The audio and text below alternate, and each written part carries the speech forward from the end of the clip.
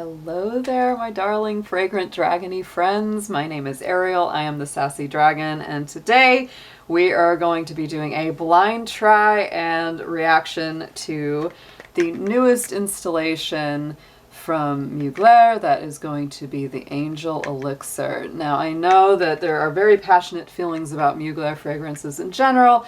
I being one of them, I am a huge fan of the original 1992 Angel, not so much the new L'Oreal reformulation as they have done to all of the old Mugler fragrances. So we are going to give this one a try. So far what I've looked at has been very, very mixed reviews on this perfume. So here it is. I bought a little bottle of it because I didn't want to make too big of an investment if I end up not liking it. But this is the little travel bottle, and I do love the travel bottles.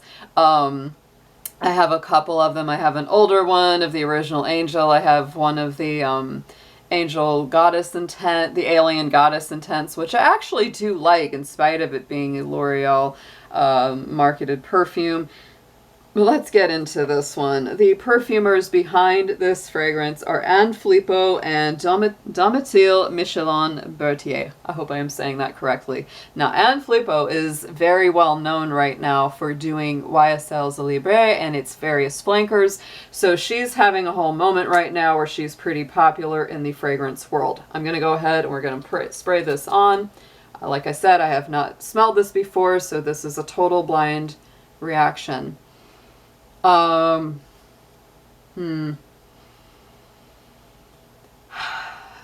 This isn't surprising, and you're not going to be surprised when I say this.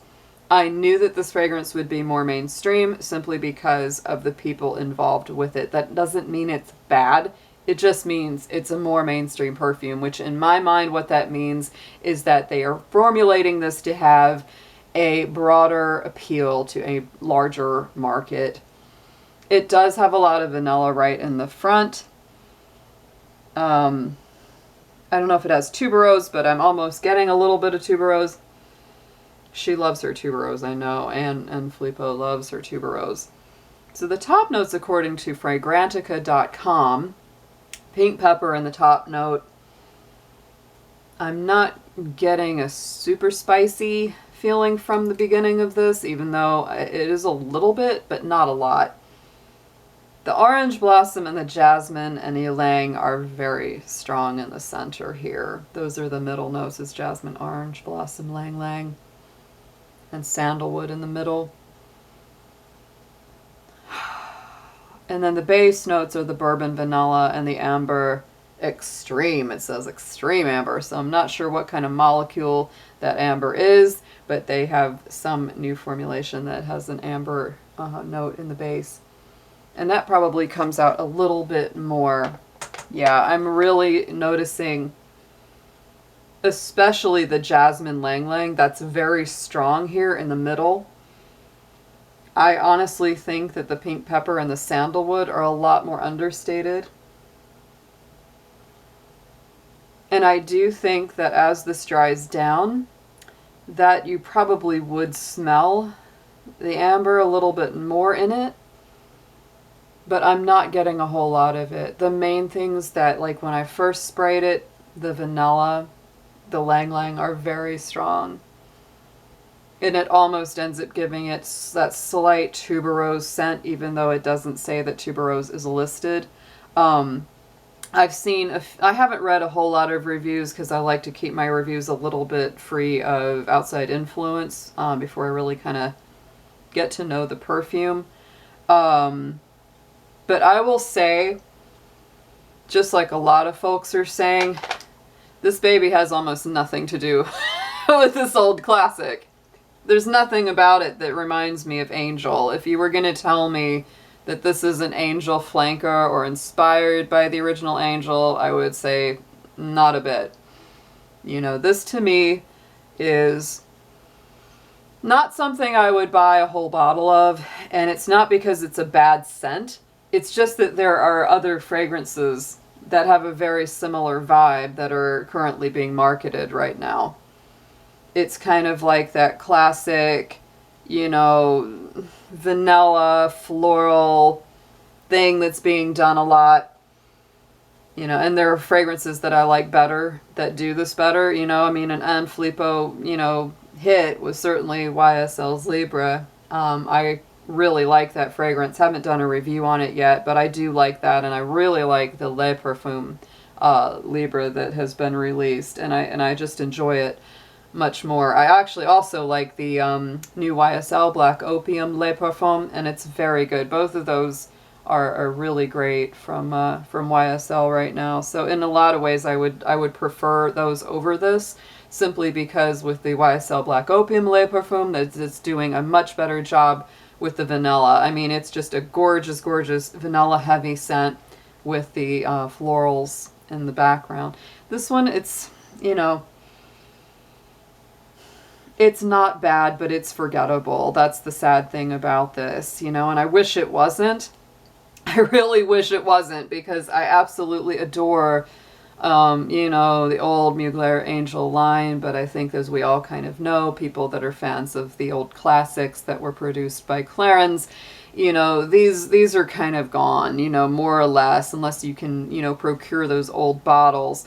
The reformulations that they're being doing and the newer fragrances that they're releasing just don't have that same uniqueness that the Mugler line was originally known for. You know, I've always said that the thing you know about most Mugler fragrances is that they were very polarizing. People either loved them or hate them. There was very little neutral about those fragrances. Aura, Angel, Alien. You either really liked them or you just really didn't. There were no middle feelings about it. And this, unfortunately, is not one that I could love or hate, which is sad. Like, I would like it if I either really loved it or really hated it, but I don't. Like, I just feel very, you know, it's just a nice perfume. Now, if you love it and it reacts great on your chemistry, don't let my kind of middling review put you off of it. As I always say, if you enjoy something, enjoy it, wear it, love it.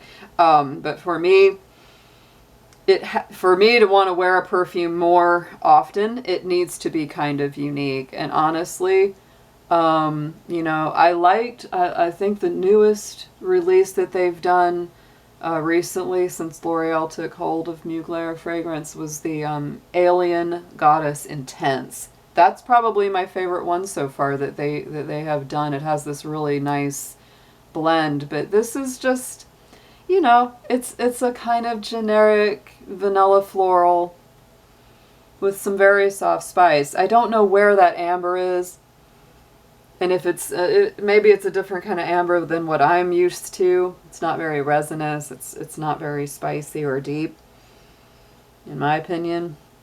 What I would say that this is probably kind of like, you know, light to medium spice, not a heavier spice like you would kind of expect from it.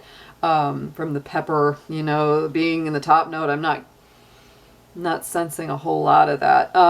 So it's well blended. I wouldn't say it's poorly blended. And yeah, I mean, these two gals that worked on this fragrance, you know, they've got a lot of mainstream hits in their arsenal of creations. So, you know, this to me is something that has mass market appeal, but it is not something that I would say is unique at all. And it's very, very typical of the kind of perfumes that are getting released now and have been doing well right now. But there are perfumes that have already done it better, in my opinion.